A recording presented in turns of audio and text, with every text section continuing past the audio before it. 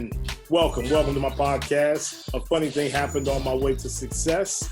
Again, I am your host, Miguel Washington, comedian, entrepreneur, public speaker, author, radio personality, and now the brand new host, or the host of a brand new podcast. A funny thing happened on my way to success. Now, a lot of people ask me, how did you even come up with the concept of doing a podcast? Why did you come up with the concept of doing a podcast? Well, it actually wasn't my idea. My oldest son brought the idea to me. Actually, he wanted me to do this podcast, 4 or 5 years ago. And I'd had no time to do it. I was working the road a lot. I really had no interest. I didn't think I really had anything to talk about. But after I wrote my first book, A Funny Thing Happened on my way to success. Let me do a quick plug here. If you have not picked it up, please pick it up. A Funny Thing Happened. This podcast actually is a continuation of my book, A Funny Thing Happened on My Way to Success. It's a compilation of stories, different events, funny stories that happened to me throughout my 25 plus years on the road as a stand-up comedian. And I got many stories and many friends that I want to talk to and just share how we talk about things when we're on the road. And since I'm not working now, I have nothing else to do because a funny thing happened on my way to success. COVID-19. That's right, the coronavirus. Shut the cruise ships down. All my friends, including myself, no work. And we need to stay, active. We need to stay creative. So I kind of like took my son's advice, jumped on the bandwagon. Let me do this podcast. And basically, this is about we just conversing. We conversing like we do on the cruise ships, hanging out with each other, telling funny stories. So I'm going to bring my first guest on who is funny guy. Funny guy. I've been knowing this guy for 20 plus years now. And he just makes me laugh. I mean, just look at him. He just makes you laugh. Just watch it. Welcome to my podcast. A Funny Thing Happened on My Way to Success. My man, Kevin Jordan. All right, what's up, my man? I'm good, man. Is the microphone plugged in? I can't even hear you. Hold on. Man, I hope that my voice came through because if I got to do this again. Now, understand, this is our second time. This is take two. This is take two. Because the first one, well, it was my mistake. I didn't hit the record button. Actually, I hit the record button and I cut the record button. I turned it off. The interview was going that bad. I'm like, oh, nobody want to hear this. You know what, man? Yeah. The name of the podcast is A Funny Thing That Happened on the Way to Success, right? No, a funny thing happened on my way to success. What'd I say? A funny thing that happened. Oh, okay. Okay. Well, I think I found the answer why you ain't get there is because you don't know how to hit the record button. You don't know how to turn a microphone on. Yeah. Success. You doing these great shows and then nobody hear it or see it. You know what? I didn't think about that, Kev. See, that's why I am where you are, or I am where I am, and you are where you are. You know what? You had that right the first time. You are where I am. Because we are both in the same boat, and that's no boat because we ain't working. Boat ain't going nowhere. So I'm looking behind you. I'm checking out. What's this room we in? What's this room we in? This is my office. Okay. My son painted it to look like Yankee Stadium because I'm a big Yankee fan. Right. The whole room looks like Yankee Stadium. Up there, got a picture of Yankee Stadium and a picture of Shea Stadium. Oh, that's cool. So why you got a picture of Shea up there if it's the Yankee Stadium? That's like. Well, listen, I'm a New Yorker, man. I know in Atlanta, y'all ain't got but one team. It ain't a basketball team, that's for sure. We don't talk about basketball in New York. No. Well, listen, you're a native New Yorker, so y'all only have one championship, which was in 1972. No, we got two champions. We got one in 69, one in 73. See, when you got to go all the way back when Malcolm X and Martin Luther King was around. We still waiting for Willis Reed to come running out the locker room on one leg. Every game we looking in the locker room. Is he coming? Is he coming? Bring Frazier with you. So you got your room painted like Yankee Stadium because you're a big Yankee fan. Big Yankee fan. You're originally from New York. Right. Now how long you been in the game? How long you been in the comedy game? Oh man, I've been in the comedy game. Gotta be 30 years now, 30 plus maybe, just under 30, somewhere in It that went ballpark. like that, didn't it? Man, remember, listen, when I first got in this game, when I was first going on the road, I used to tell people, I used to see guys like 35 years old. I said, 35? I ain't gonna be no 35-year-old road comic, right? Then I get 35. I see guys 45. Yeah. 45? Yeah. I ain't gonna be no damn 45-year-old road comic. What are we up to now? Wait a minute, but you ain't a road comic, you're a ship comic. That's a totally different thing. We came off the road, we went on the water. We went on the water. Potato. Yeah, hey, you out there deep and wet. You're on the grind. Now, the reason I asked Kevin to be my first guest is Kevin is one I really confided with because I wanted to do this show. It was going to be a sit-down interview, and it was going to be kind of like parallel to Jerry Seinfeld's Comedians in Cars Getting Coffee. Yeah, you said you were going to do it at the Waffle House. I was going to do it at the Waffle House. And at first, I was going to call it just waffling. I thought that was cool. That's good, man. I thought it was good. Yeah, that's good. But trying to get corporate to go along with it, trying to find the comics to do it, and working on the cruise ships, we was working so much, kind of like fell through the crack. So I'm talking to Kev, and the one thing I noticed when I see these other shows where they interview entertainers, it's always the big stars. Right. Yeah. It's never the journeymen like us. That's right. It's never the trench workers. Yeah, because we're on the grind. And that's what Kevin said. He said, "Man, we the one that got the stories because we live in it every day." That's right. That's right. We ain't telling stories about my private jet broke down, so I couldn't go make $75,000 in working with shoot. We tell stories about, man, I had to drive to Wichita to make $150. They didn't even give me a room, so I wound up losing $200. I was just slept in my car. Okay, so tell, give me your one of your worst road experiences. Oh man, dang. 30 years, you got to have so many of them. And I keep looking over my phone. My phone keeps playing, so I had to cut it off. The music. Listen, I had one. It was in Sacramento, and the condo they put us up in was above a Chinese restaurant, and I'm gonna tell you, the whole place smelled like Chinese food. But that's a good thing. It was infested with roaches. Oh, and I mean, it was. Oh my God! Ooh. So listen, you get to the condo. It's one of those condos where when you get there, you sleep with your bag and everything in the bed with you like this. You don't want the roaches getting on you, right? Exactly. It was so bad. Like the first, I figured, all right, because we get there about 5 or 6 shows at 8, so we ain't got time to be complaining, but we just gotta go to the club and then we can complain when we get there, and then it take them 3 days to do something about it. Right. But man, I'm telling you, I was in that condo and roaches. Hey, you the headliner? This is the headliner's room. You belong in here. They had what the roaches had protocol. They had different levels. Oh yeah, that's right.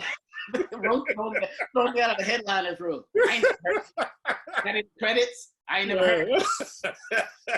Now, probably one of the worst hotels I had so many, so many. But I never forget I was in a hotel in St. Ignace, Michigan. And I drove there from Dallas, Texas, because I'm originally from Dallas.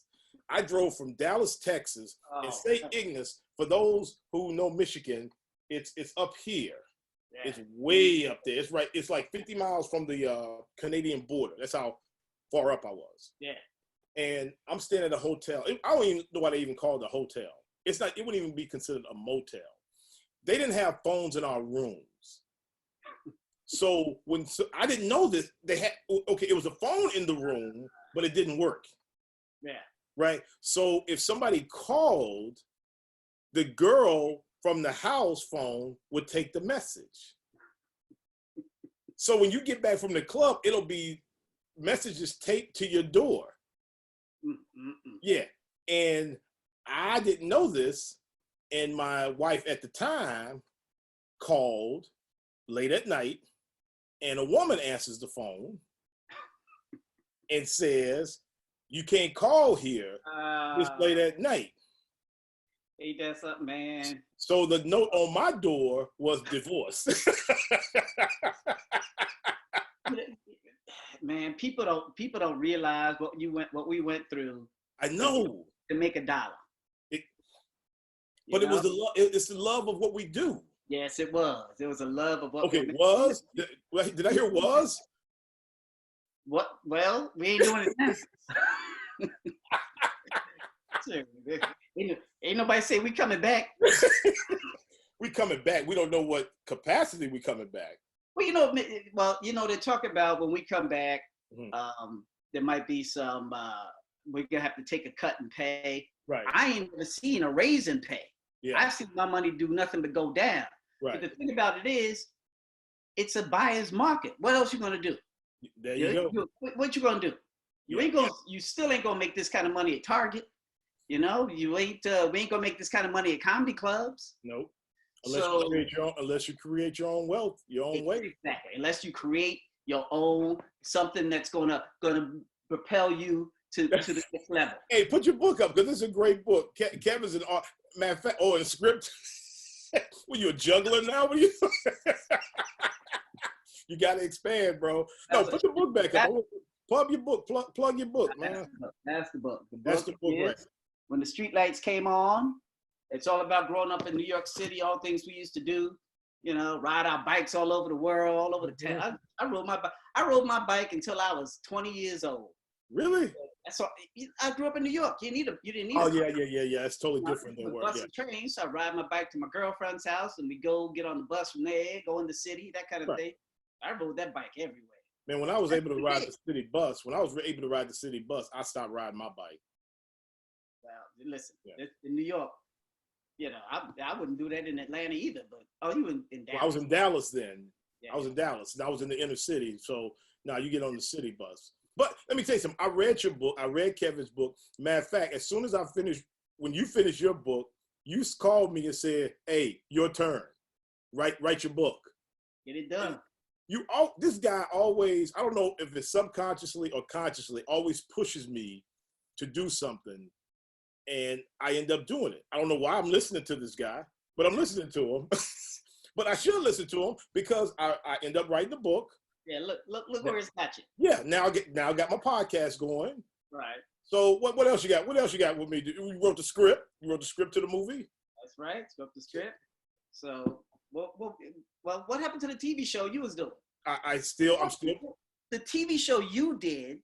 Somebody, and I even told you this. Somebody else wound up doing. They just did it in a kind of different form. But it was you had come up with that idea first. Taking a joke and doing it. Doing a skit out of the joke. But see, they did theirs, and which I thought was ingenious. They would take bits that comics did. I can't think of the name of the show. They would take the bits, and you would see it acted out, which it was funny. It was very funny. Very funny. My show, Stop Me If You've Heard This, is a show about jokes, like two guys walk into a bar or whatever, and you see the joke acted out. Right. Yeah. So we still got it on the back burner. We're still trying to pitch it. If we get the right buyer, if somebody's interested. What bothers me in this business. We always hear these big acts and big names say that we looking to help and we looking to reach back and this and that and this and that. And then when you reach out to them, they ain't got time for you. No. And to me, that just bugs the hell out of me. I have never in this business told somebody, no, I can't give you information. If I have information, I lend it to people. I give it to people. Right. Other comics always do. They always say, well, if you give away information, that's something you would have got. Nah, I don't think like that. I think if I give you information and you get it, it's because you were supposed to get it. There you go. And see, it's not many people like that. Because I wasn't supposed to get it. That's all. But see, here's the thing, and I'm like you. If God has something for me, it's going to be mine. So I don't have to hoard anything. Right. Most guys who do that, that's insecurity. Yeah, that's insecurity. And if you've already made it, what you insecure about? Exactly. Because the big rip on, and I'm not trying to dog anybody else because I don't want to get on the show about dogging people out. But when Arsenio Hall first got the Arsenio Hall show back in the 90s, every black comic was like great. Finally, we're gonna have a venue that we can go on and perform, and that lasted for like 7 months. Right. Yeah. And then he stopped booking stand-up comics. And I'm like, dude, really? It was the same thing with Leno. Leno didn't like comics on the show. Because he always wanted to be the star. Right. And if you ever notice, when they did put a comic on the show, and I knew this from people who worked on the show, the angle of the shot was so that you could see Leno over the shoulder of the comedian. You know? Like, man, really? You can't let the boy shine for 2 minutes? You can't give the man 4 minutes? Hey, listen, my thing is this. I'm trying to take instructions spiritually from Johnny Carson. Johnny Carson was the best. Right. Because Johnny Carson would introduce you, and I already got the show. Right. Now it's your time to do your thing. Right. And more entertainers broke from doing Carson, and Carson just letting you do your thing, but it never affected Carson. Right. So I don't know why these other guys are tripping. Johnny was a star maker. If he liked you, he made you a star. And that was the difference between him and Leno. Right. Johnny, if he liked you, 6 weeks later, he'd bring you back. Right, you know? right. After that, he'd bring you back. He loved, what was his name? Stephen Wright. He loved Leno. Oh, yeah, he sure did. Yeah. And that's mad when Leno took over the Tonight Show, no more comics. You know, they told me, well, you would have been right for the old Tonight Show, but not the new Tonight Show. If you would have submitted your tape 8 years ago. They go, well, you tell stories. And I go, well, Bill Cosby tells stories. What's the difference? You know, well, Bill's different. I said, well, Bill wasn't always Bill. Bill Cosby wasn't Bill Cosby when he first went on the Tonight Show. Exactly. But, you know. But see, but that's our life. We go through these transitions of they're looking for the next. Right. But then they don't want the next. Right. Because you're too much like that guy, but we want the guy. Like when Eddie Murphy broke, everybody wanted the next Eddie Murphy. Right. How many times did you go on a casting call where they say, looking for the Eddie Murphy type? Yep. You know? That was it. Yeah. Well, then they got a slick and started saying, we're looking for somebody a little urban. Yeah. Yeah, okay. They couldn't say black. Couldn't say black. Yeah, and then you go in and do the audition, and they say, well, he wasn't urban enough. I wasn't urban enough. What's that mean? I'm more urban than anybody in this room. What are you talking about? There's nobody urban on that side of the desk. Right? Oh, that's funny, man. So, okay, you've been, okay, here's the thing about me and Cav. We would always meet, our ships seem to always meet in Fort Lauderdale. Right. And we have that day to hang out together. And now you done had a taste or quote unquote a almost taste of stardom. Yeah, I've been on the cusp. Yeah. So tell my audience about your experience of being there or almost being there and the rug snatched off from under you. Here we go. So In Living Color, right? In Living Color. Year before the show come on the air. And they're doing a nationwide search looking for people. So what you would do is you would go in and audition, but you would just do improv. That's all you would do, just improv. Right. And then Keenan would watch you, and if you passed the test, you moved on. And the pool kept getting smaller and smaller and smaller. You said nationwide.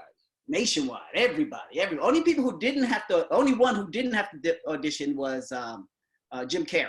That's what I heard. Okay. And his brother had to audition, but he didn't have to audition. You know what I mean? Right. Had to make it look good. Yeah, right. Okay. Yeah. So we do the whole audition. We get down to the final, I think it was 16 people, and we have to do the audition in front of the producers, right? Still improv. Right. And I remember the 3 improv thing. We did one where all the guys are macho, and the doctor was trying to make us more effeminate. Okay. Well, right. And then the next one was just the opposite. You're real effeminate. The doctor's trying to make you guys more macho. Go. Okay. So there was one guy in the group who kept, he was playing outside the boundaries of improv. Like one of his lines was, "This is all well and good, but what about my alcohol problem?" Well, now you out, because we talking about being macho. You talking about having an alcohol problem. Anyway. All right. So So anyway, we get through the audition. He took a shot. He took a chance. Right, yeah. He was going to go outside the box, and he wound up outside the box. He wound up outside in the street, wondering what happened. I'm living in a box right now. Okay, go ahead. Okay, so about a week later, I get a call. It's from the casting woman, okay. Robbie Reed. Robbie Reed, yes. I remember everybody's name. She says, hey, did you get a call from Keenan? I go, no. She goes, you going to be home? I go, yeah. She goes, okay, just wait by the phone. Keenan calls me. Hey, Kev, I wanted to tell you personally, congratulations. You made it on the show, yada, yada, blah, blah, blah. Man, tears are flowing down my, oh, man. Oh, you made it. Now, this is before In Living. This is at the beginning of In Living Color. This is about a year before the show comes out. Okay. Right? Oh man. So I'm calling calling my mom, I'm calling my boys, because then I had to explain the show. It's like a Black Saturday Night Live and this and that, and the show will be an hour long, yada, yada, blah, blah, blah, yada. I'm calling everybody, right? So they tell me, they go, we got to send a courier to your house with the contracts tonight. Sign them and send, and just sign them and give the courier back, which sounds a little weird. Yeah. Hollywood, but I said, okay, listen, I ain't gonna question this. So about an hour later, a courier shows up at my door with the contract. I sign it, gone back. You didn't read it? Didn't have to. I'm a star. Okay. About a week after, so then I get the calls. Come on in. We have to come in we have to get your wardrobe signed. You have to sign some legal stuff. So I'm going back and forth to the studio every couple of days. And then I'm coming back from one of the studios. I go, let me stop in this BMW dealership. Let these brothers know I got to pick up my car. Okay. So wait a minute. You already going Hollywood. You ain't even got one check yet. That's right. Right, you already burned your first million. Yeah, right. My money was good. You know what? I think the contract was, I remember this, but the contract I think was $25,000 for signing, and you got $8,000 an episode, and they shot 2 episodes a week, 2 episodes a night, or 2 episodes in one day is what they were doing. Yeah, 2 episodes. So $16,000 a week. Right. Yeah, $16,000 a week. And so I was like, shoot. So, all right. So I'm at the BMW dealership telling his brother what kind of car I'm getting. I got my own TV show. Oh, now it's yours. That's right. I'm gonna take this thing over. Okay. So let me see about getting a pool in the backyard. Call the pool man over. What's it gonna cost to dig a pool back here? Well, that's gonna be expensive. Well, man, I got money. I got a TV show. Y'all don't know me? You gonna? So it's funny when you got heat on you in LA, they will do anything for you. Yes. Like they called me up, they says, hey, Kevin, if you need anything, let us know. I go, what do you mean need something? So he goes, well, like let's say you want tickets to a Dodger game or Laker game or something's going on and you want to go, call us up, we'll see if we can make it happen. So I said, I get Dodger tickets? They go, sure. Courier come to my house, bring me 4 Dodger tickets. I mean, them tickets right behind the dugout. Oh man! Wait a minute. This is before the show even starts. Before the show, yeah. Wow. Oh, yeah. All I was signed on the contract, but this show hadn't aired yet. We hadn't even done no rehearsals yet. We had a party. We had like a meet and greet party, but ain't nobody show up. I showed up. David Allegria showed up. Right. Can't think of one of the women showed up. That was about it. Everybody else kind of just popped in and out. Tommy Davis showed up. Few people showed up, like Jim Carrey wasn't there. Right. So, okay. So now, we sitting pretty. So now we're getting we're about 8 months out, right? I get a call from Robbie Reed Casting. She goes, hey, did Keenan call you? I go, no. She goes, all right, he's going to call you in about a minute. That's all right. So he calls, he goes, hey, listen, In Living Color followed the Tracy Ullman show. Tracy Ullman show was an hour long. Right. Fox didn't want 2 back-to-back hour-long comedy shows. Okay. We wanted Keenan to cut the show to 30 minutes. Well, if you cut the show to 30 minutes, we don't need this many cast members. So you have to cut some of the cast members. Right. So that's what he tells me. He said, listen, you got to come back. We're going to do one more audition at the Laugh Factory. We're going to do it tonight. And we're going to do it again in front of the producers, blah, blah, blah, yada, yada, yada. Right. So I go there, and I get there early, and everybody's there early. So he tells everybody, listen, this audition's a little different. I want you to go on stage and do what you do. And I go, what? So now I'm in a quandary because if I do what I do, if I do my stand-up, right? My stand-up. Right. What they're looking for is actors, right? Right. And impressionists or whatever else. Right. So I'm thinking, characters. Yes, characters. Yeah. And so I say to Keenan, I go, listen, and I present that to him. I said, he says, well, just do what you do and you'll be fine. I said, all right, because now I'm stuck between, do you do what you do, which is good, or you do what you think they want, which might be wrong, right? So kind of like the guy with the alcohol problem.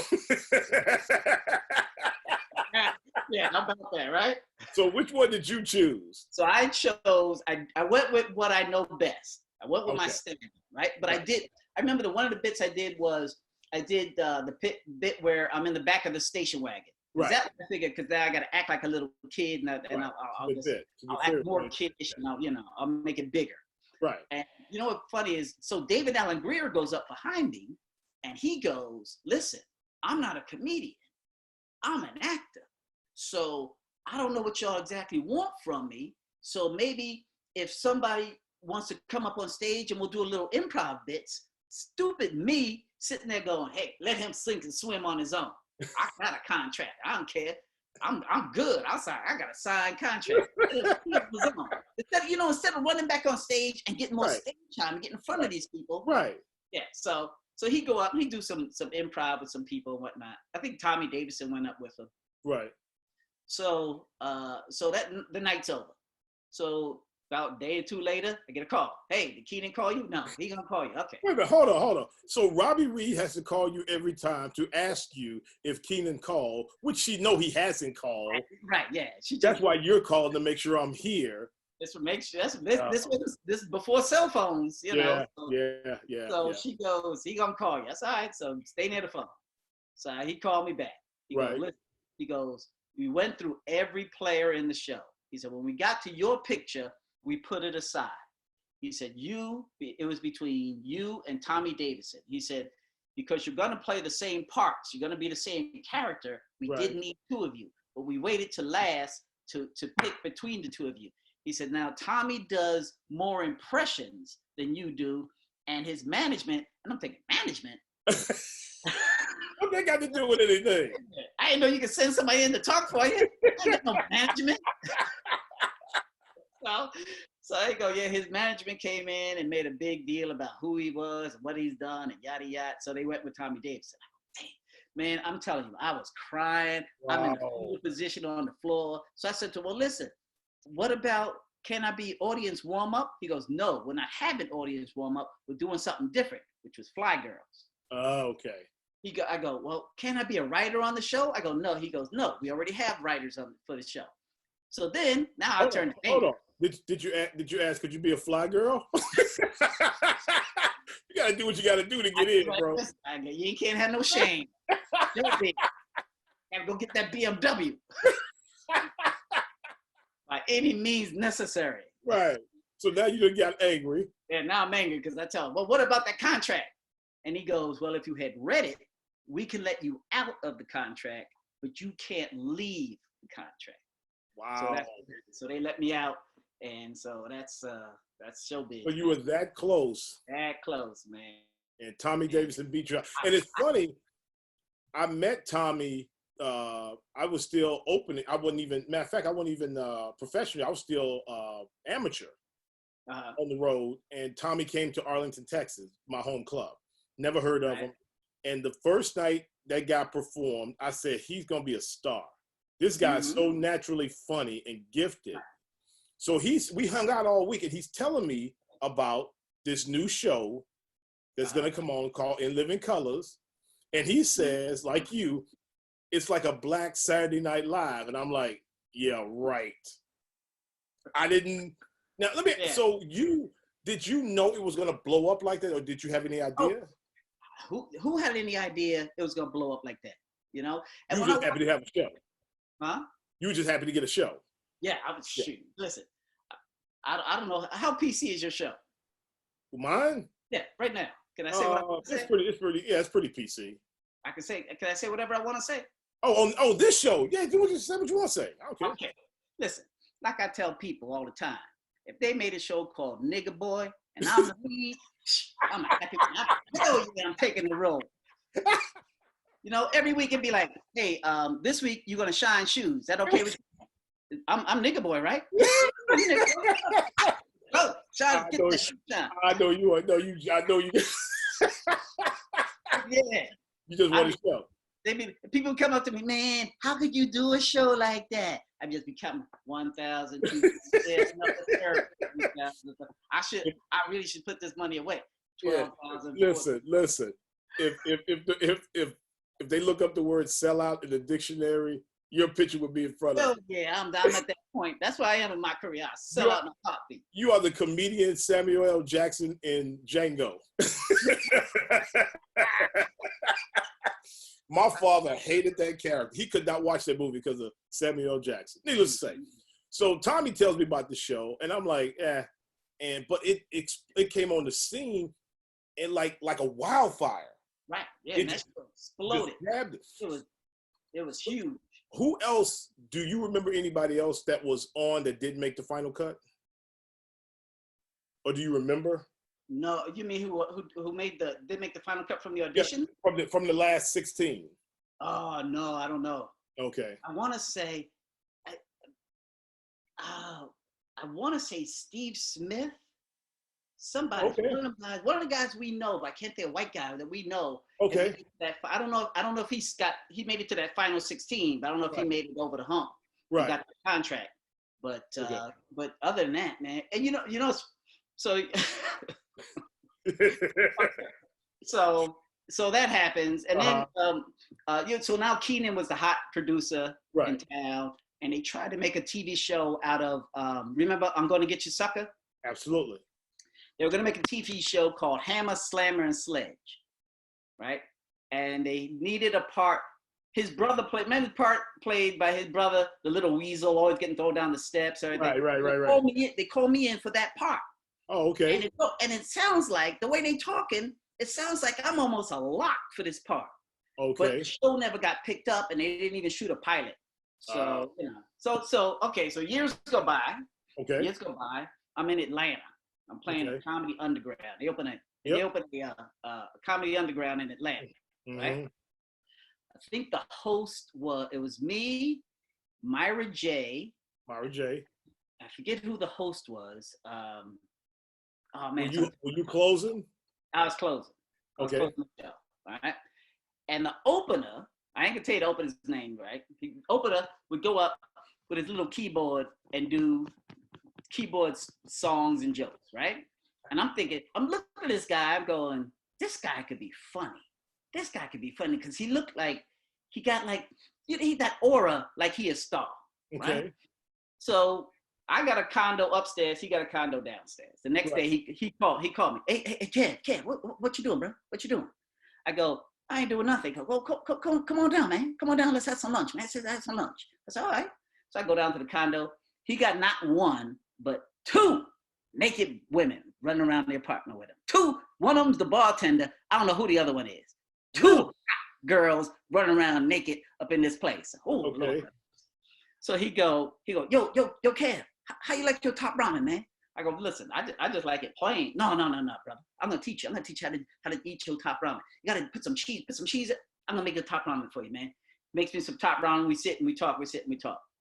It was the Django. Django. Oh, what's his name? Jamie Foxx. I knew. I had a feeling that's what you were going to say. Yeah. So, I think that was about a year or two before he moved to LA and got In Living Color. Okay. And remember, they changed the cast over when Keenan got when Keenan left. They started changing. So they were looking for new cast members. So I call them up. Say, hey, listen, I was the last one out. I should be the first one in. They go, well, we know what you can do. We're gonna look at some new faces first, and blah blah blah. And so that's Hollywood's way of saying we threw it. You should have called Robbie Reed and said, hey, Keenan hadn't called me yet.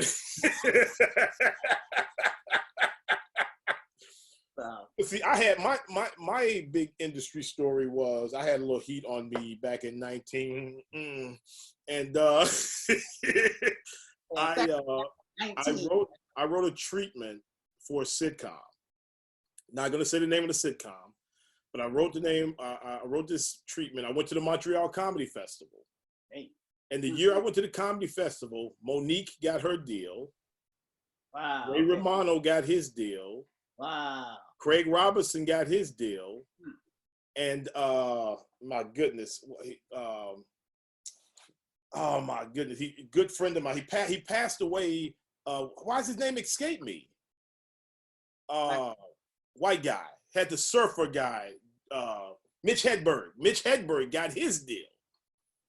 And so I did like you. I did I was there. You remember Ron Ramey? Oh yeah. The late great Ron Ramey. Uh-huh. So I'm up there, and Ron is. All of us are in New Faces, and I'm on the third night. When I get there that night, Monique is on stage killing. Had never seen her, never heard of her, but she's killing the audience. So Ron asked me, and you got to know Ron to understand how he thinks, because Ron wants everybody to think like him. You should think like him, or you're an idiot. He said, "What are you wearing?" And I said, "I got some slacks and a nice shirt." Man, listen. You here to represent yourself. You don't walk into a meeting, trying to get $1 million wearing some slacks and a shirt. You wear a suit and a jacket. And I'm like, yeah, he right. I should wear a suit and a jacket. Now, I'm a comedian. I don't wear suit. Now, Ron wears the jackets, the real nice, and look good, and his style, everything fits. Right. That wasn't me. But I'm listening to this dude, and I'm in Montreal. I go and buy a new pair of slacks, a custom shirt with cufflinks, a sports jacket, all this $700, all this I bought for this one show, right? One show. Pimping. I was so uncomfortable on stage because I don't wear jackets. Right, exactly, right. So I don't get a deal then, but I get a lot of interest. Right. So when I get back home, I'm going back and forth to LA because I'm still living in Dallas. I'm going back and forth to LA, and I'm meeting with all these companies. The last person I meet with was 20th Century Fox, and I meet with the talent. What do they call them? The person who is over all the talent for they write the check. Who is the person over comedy development? That's who I met. Oh, okay, right. I can't think of her title. I still got a card upstairs. I should have brought it down. Still got a card. I won't let it go. No, she's not there anymore. Never know. You know, in those studios, they change positions like, we change underwear every day. Every day. Get some stains on it, get out of here, put a new one in here. So I pitched this idea to her, and she was like, turn down everything. Now, mind you, my manager at the time wanted try to have this whole strategy. This is what we're gonna do when we go in. Blah. I said, no. I'm gonna be me. Because that's what I'm selling. Me. Yeah. I gotta be me. So I'm in, and I'm just being myself, and I'm making her. I got her laughing from the time I walk in. So I'm thinking it's the sure deal. Right. To shoot her all these ideas, she shoot them down. She said, okay, this is what we're gonna do. I'm gonna take your tape from Montreal, which I heard you did very, very well, and we're gonna let our writers watch. Our writer staff is gonna watch it, and we're gonna call you back and let you know what we come up with. Now, my manager at the time, he's excited. Oh, thank you. Okay, but I walk out of the room and we walk out the office. Oh man, I said, dude, it's dead. It's dead. What are you talking about? I said, did you not hear what she just said? She said, we're gonna put all our writers are gonna watch a tape of you and figure out what they could do. They're looking for a character. They're looking for that flaw that they can build off of. Martin Lawrence, it was the ears and his attitude. Chris Tucker was his voice. And the attitude. Yeah, I didn't have that. First of all, they only let one of us in at a time. Yes. Right? Yeah. Now, it currently is Kevin Hart. You don't see no other black comedians in No, Chappelle. Well, it depends. Are you talking about on doing pictures, motion pictures? Well, Chris Rock can't act. Right. Chris Rock had his little moment, but he can't. But he would never be. He would never be on that level of Kevin Hart because he can't act. Right. But then it was Murphy. Then it was Chris Tucker. Then it was Martin Lawrence. Martin Lawrence. Only one at a time. We never did. You never see a Martin Lawrence movie against a Kevin Hart movie. You ain't gonna see that. We don't get that kind of No. But so, Kevin disputes that. I heard him do a podcast once or interview, and he disputes that. And I'm like, well, just look at the footage. You can see. Yeah. Go to each year and see who's on top. Right. Yeah. So, of course, they turned me down. So I wrote this pitch, and I got an opportunity to pitch it to this Black production company, and I was excited about it, and I took it in. I pitched this idea, and they loved it. And I pitched it as a sitcom. They loved it, but they didn't. I said, if you love it so much, why don't you sign me now? Because I could walk out of here and go somewhere else and pitch it to somebody else. Right. Okay. So we talked for 2-3 weeks. It fizzles out. Find out that the production company lost funding for the TV side. So, okay. So it's dead in the water. I'm trying to pitch to other people. It's not happening. 2 years later, I get a phone call from a young lady who is screaming hysterically over my phone about, I got it made. I got my show made. It's coming out. I can't believe you. And I'm like, what are you talking about? Oh, your show, blah, blah, blah, blah, blah. I'm like, she said, oh, you don't know. You need to go to this website. And I pull up this website, and they didn't change not one of my characters. Well, what show is it? I'm not saying. I don't say. I don't say. I'll tell you off the air. Name of your next book. I ain't telling you. No, but because people always ask me, I'm like, it really doesn't matter. But it became a major motion picture, and it made a killing. And I tried to sue, and I had 7 litigators tell me that you don't have a case because in Hollywood they can change 10% of your show and it's theirs. Yeah, welcome to Hollywood, right? And I was like, why even write anymore? Why do anything? Right. If they're gonna take it from you. You know, what part cracks me up is when they always tell you, well, like you write a show, right, based on something to you or about you. Mm-hmm. They got to bring in writers for you. It's like, wait a minute. Yeah. How are you gonna bring somebody from the outside to tell me who I am? Right. About me. Listen, you know Troy Thirdgill. Oh, I noticed. I was about to say Troy Thirdgill. One of the funniest brothers I have ever met. He makes me laugh. I see his show. He belly laughs. Troy told me, he said, if you ever, and I said I was going to keep this advice. He said, if you ever get an opportunity to do a show, don't be afraid to tell them no. Right. He said, because he said when he got the opportunity, he was so happy to get the opportunity. And they were saying, well, we're going to try this. And he was just saying yes to everything. And he said when he saw the first episode of his show, he didn't recognize his own show. Well, it was about his life. Right. Well, he told me, he said when he wrote what he wrote and his idea, it was real edgy and whatnot and blah, blah, blah. And then they bring in these writers and they go, no, that's not going to work. We got to do this. We got to do that. We got to do this. We got to do that. They shot the pilot and the producer said, show's not edgy enough. So I still don't understand the job of a showrunner. I need to sit down with a showrunner. Matter of fact, I'm taking a script writing class starting Monday. And the guy, Lamont Farrell, is it Farrell or Farrell? Lamont Farrell. I'm going to ask him exactly what is that job entitled? What exactly does that job do you do as a showrunner? And how do I get it?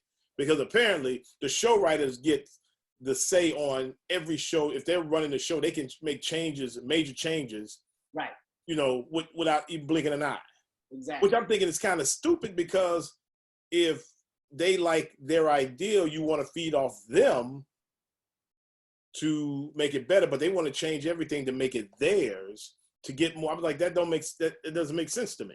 Right. Like I said, welcome to showbiz. But now, we sitting at home. We ain't on the ships. COVID-19. When this happened, where were you? Where were you when this happened?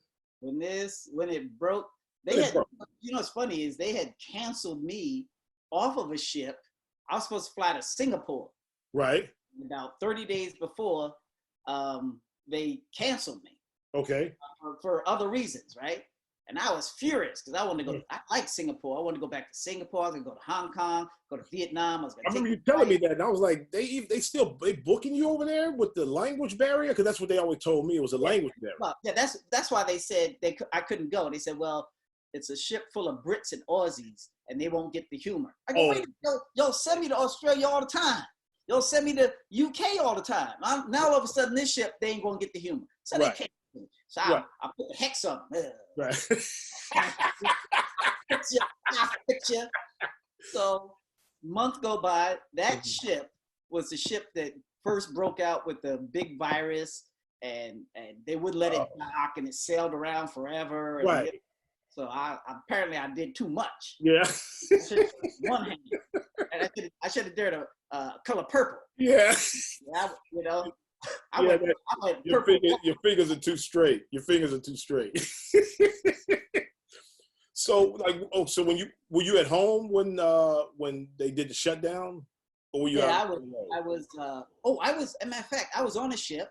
Mm-hmm. And when they told all the ships they have to come in, I was in the middle of an 11-day run, and we had just got into port, Fort Lauderdale, and they said, all right, we're going to send you home from here, and that'll be it. So they sent me, I was in the middle of a ship, and our ship tested clean. So, Yeah, my ship as well, because I was on the Sky Princess.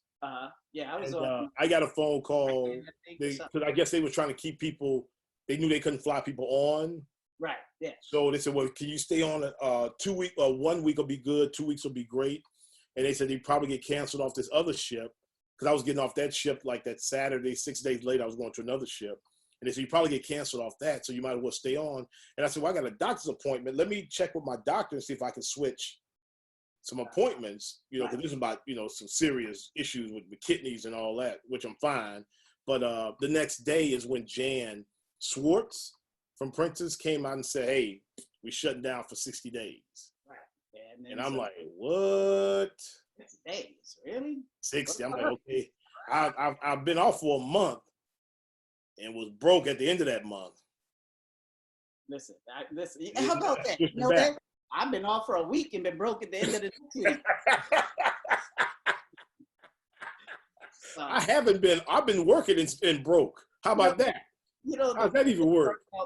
Coming and going, when we was leaving, like my wife would say to me, you got to do this, you got to do that. And I go, honey, I'd like to, but I got to go out of town. I can leave tomorrow.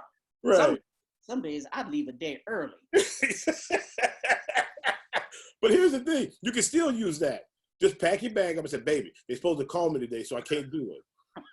And then the next day you say, I know, but today they said they really gonna call me today, so I can't do it. Just keep pushing it off, man. Keep pushing it off. My wife a detective. She know all the tricks. Oh, that's right. She is a retired LAPD. Sit your ass back down over there. And did that light behind you came? I think, was it on? No, yeah, it's been on. I think it's just the way. No, the light behind you. Oh yeah. I thought it came on in the middle of the interview. Yeah, listen. My wife thinks that every light should be on a timer or non-touch. Right. So when we're out of town, that the lights come on. Gotcha. With the coronavirus running around and no money coming in, right. I keep telling her, listen, we need to walk around in the dark. These lights coming on automatically. Costing you money. That's costing you money. Right. Because we got the lights where when you walk past the sensor, the lights come on. Right. But the problem is that house really ain't that big. So almost anywhere in the house you at, the sensor pick you up moving and the light come on. You need to get a bigger house, Cam. You need to get a bigger house. Yes, we do. We need See, and like, I wish I could show you this. I'm in my basement. And when I started doing this, when I decided to do this podcast, what envisioned in my mind, do you remember the documentary, The Temptations? Yes. Yeah. And you remember when they was recording and they started recording and somebody flushed the toilet upstairs and she went up and started bam. I'm hoping that my aunt will start yelling at her dog, or my wife start yelling at her mom, or They start dancing upstairs or something. I don't know. I told you don't eat the chicken. Every time I come in the kitchen, something is missing. Who ate my last piece of cake? So this is my like homage down here. This is my area. Well, look, it's a man cave now with a guest room and a beauty salon.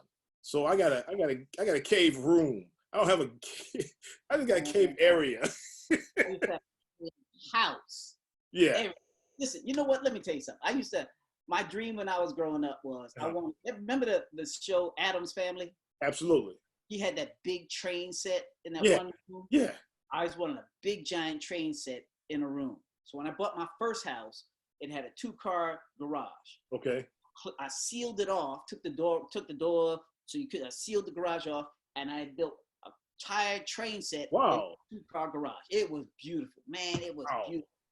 So then, when I met my first wife, I brought her over, showed her at my house. And she, this is nice. You got a little train. This is a nice train set. This is so big. Yeah, I said, yeah, it's a big project. And Miss and I have been working on this for a couple of years and yada, yada. Right. Then when she moved in, it was, you and that damn train set. I ain't even got no place to put my car. I can't put my car in the garage. So, man, I'm telling you, I ripped it all out. Oh. Put it in some boxes. Put it away. Right. Put the hinges back, the springs back on the door. Right. Wow. Back in the garage. And she never put a car in the garage. I used to say to her, how come you don't put your car in the garage? That garage way in the back. I don't want to have to do all that. I got to open it. I never let this happen to me again. Okay. Fast forward. Yes. I'm now, my house, I've been here 10 years. Right. Now, what do I want? I want a projector screen to come out of the ceiling. Right. Come down, 100-inch screen. So I do it. I turn my living room, dining room into just a theater. Right. I watch all the big movies. I watch all the big sports, Super Bowl, man. And it was beautiful. Right. HD. It's a beautiful. Oh my God. 100-inch screen. I got surround round. It's like you at the game, man. Right. Cheerleaders right next to me. It's like you at the game. You feel the Gatorade when they throwing it around. Yes, you ain't lying. High fiving the guys. So what happened? I married again. Okay.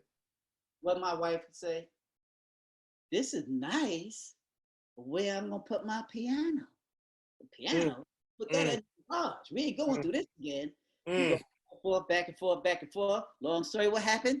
I gotta unmount my camera, take down my screen out the project the screen out the ceiling, put it all in, and we got a piano in there that nobody plays, nobody knows how to play, nobody thinking about playing.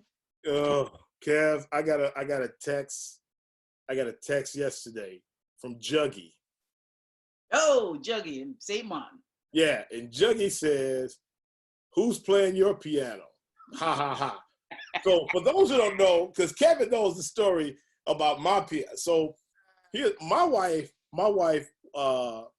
used to talk about when we met all the time. She talked about her she's a singer. She was in the School of Performing Arts. So she played the piano a little bit, but her thing was singing. But she really, as a child, said, I was really getting very good at piano. My left hand was really getting good. And then they end up moving from Gary, Indiana, quote unquote, as she tell everybody, she's from Chicago. Well, it's the suburb of Chicago. So is Dallas, Texas, if we go about different states. Geez. So for Christmas one year, I went and bought this mini, what do you call them? Like a Yamaha keyboard? It was like a man, why can't I think right now? It's kind of like a mini baby grand. Oh, okay. So it wasn't like a small baby grand, but it was a mini one. But it had all the bells and whistles where you could change the sound and all the instruments. Right. $5,000 I paid for this thing. I got it for Christmas. And number one, she got mad because she didn't get anything else for Christmas. Because she said, that's enough. She's talking about, well, that was a gift for the house. Left that price tag on it. Yeah, I didn't know I was buying gifts for the house You should leave that price tag should still be on it. So this was 2006, Cavs. It is now 2020. Ask me how many songs can she play on that piano. That's why Juggy keeps messing with me. But here's the killer. I'm going to wrap this up with this. Here's the killer. I'm telling her, I said, we got this. I got you this piano. You don't even play it. It just sits here. What's going on? She says to me, and I quote, well, it's a good conversation piece. And I said, you know what? When people come over to the house, this is how the conversation starts. Why the hell y'all got a piano here? Can't nobody play it? And all hell break loose. Why y'all got a $5,000 piano? We could have got a price in that. Right, we could have got $100 Casio and sat in the room, walked around in the room with it. Gee, Casio play itself, which is better than she plays. She got more books. Light up. She got more music books. She got more music books than she got more music book than chords she knows. She can't play any chords. Man, we gotta get your wife and my wife. My wife is the LAPD singer. Right. Oh. She used to sing like at funerals or national anthems and all. Yeah, they just call her up. She was the LAPD. Her father is Sonny Turner, who was the lead singer of the lead singer of the Platters. The Platters, right. And she always tell me, whenever I talk about showbiz, she always tell me she had a group called the Metro Tones. And they got signed to a deal. And I said, well, when did y'all ever play? I don't think they ever played anywhere. She was never in show business then. I don't know. You don't bring it up? She told me she was in showbiz. Wait a minute. So she sang at funerals? And yeah, she sang wedding? Dude. Any LA function she would sing. Not this marriage, but my second marriage. You met my second wife. I met your second wife, right? Yeah. And we get married, and they had a cousin sing at the wedding. And I was going to ask, I said, well, listen, my cousin can sing very well. Oh, no, we got that covered. We got my cousin going. I said, all right, well, I'm just saying, if we need another singer, my cousin can sing really, really good. I mean, really. No, we good. We covered. Dude, I wish I had the footage. My ex-brother-in-law was filming the wedding, right? She starts singing. She sang Always and Forever. And she sang in every key and added some. My brother-in-law had the camera on us. When she starts singing, you see him pan over to her. Then you see him pan back over to us, then pan over to our family, and you see him doing this. He's laughing. He pans back over to us, and I whisper to my wife, or going to be wife at the time, I said, I thought you said your cousin could sing. And she said, she sounded good at the funeral. I'm like, ain't nobody paying attention. Everybody's mourning. Everybody's crying. I was like, oh my goodness. She sounded like that because she sang. Well, she should have bought her funeral voice. Because that wedding voice, ooh, Lord. That was the craziest wedding. My wife sang last summer at this rodeo. Uh-huh. And it was, she was telling me that. Were you there? Yes, I was there. Okay. I taped it. How was it? How was it? It was weird because it was, she's singing and it's where the sound is coming through the system delayed. Oh, okay. So she said it threw her off. So it sounded weird because I was close enough I could hear her live, but then like you could hear it through the speakers coming in like a half second behind her, and it threw her off singing. I was like, oh man, that's God bless her. Push through it. Go on, girl. Push through that song. Hey, that sounds like one of our old gigs back in the day, brother. Right, man? You know, how many times you get, we ain't got no mic today. We ain't got no mic. No. How about we ain't got no lights? Oh, shoot. How about that? So one day I'm working with, this is early in the game. I'm working with John Witherspoon. Okay. We're in. Great John Witherspoon. And I tell the owner, I go, listen, I need a stool on stage. And he goes, you ain't get no stool. See that stool represents $40 to me. I give you that stool. Somebody can't sit down and buy drinks, blah, blah, blah. He would kind of give me the riot act. I was like, oh, snap. But I'm new in the game. I don't know. So John Witherspoon comes over to me and goes, hey, he won't give you no stool. You wait right here. So he go in the back, come back out, and the owner goes, well, go ahead and use the stool for what you need it for. I said, oh, snap. So John comes out, he tells me, listen, somebody tell you can't have something, you tell them you the show. You can have it. And so next time you come here, you make sure did they fly you up here? I said, no, John, I drove. Well, next time you get an airline ticket, you the reason they coming to the show. You the reason they making money. So yeah, so a lot of times, I was lucky John stood up for me that time. But listen, man, with that impersonation there, you should have been on In Living Colors. Because I swear I thought John Witherspoon was sitting right in the camera right there, man. And he been dead for 2 years. Yo, Kev, man, I appreciate you doing this for me again. Take two. Listen, I know I'm going to have to do it a third time. That time you showed me, look, I didn't plug it in. You showed it to me in the last one. I didn't even plug it in. I go, oh, man. Hey, and we did the show anyway. Well, I messed up the intro, so when I edit it together, I gotta start it from, and I hope the sound was there. If the sound is not there, I'm just gonna have to verbally do it and bring you in. And hey, listen, this. I don't know what I'm doing. I'm just having fun. This is a conversation between me and my comic friends, my musical friends, my entertainer friends from the cruise ship. On our way to success. Yes, a funny thing happened. I forgot to turn the volume up. That's right. Tell people where you can get to pick up your book again. When the street light comes on. When the street lights came on, you can find it on Amazon. It was an Amazon bestseller for one whole day. And the next time I have Kevin on, I'm gonna have him tell you the story how Oprah Winfrey people got him fired for pushing his book. If I had more time, we would do it tonight. But it's and then the Caesar salt story is always a killer. I should be a star because I got nothing but stories. I know. I got a heartbreak. Who get fired for giving somebody a book? Depends on how bad the book was. Come on, Craig. How you get fired? Hey man, I appreciate you for coming on the podcast, man. And we're hooking up soon. I'll talk to you later. All right, my brother. You take care. Have a good one, man. Talk to you soon. All right, peace. You can purchase my book at Amazon. Also, listen to the podcast on Spotify, Apple Podcasts, and all podcast platforms. Follow me on all social media platforms, Facebook, Twitter, and Instagram at Miggy'sWorld_. Lastly, to experience and support everything I'm doing, go to my website, miggy'sworld.com.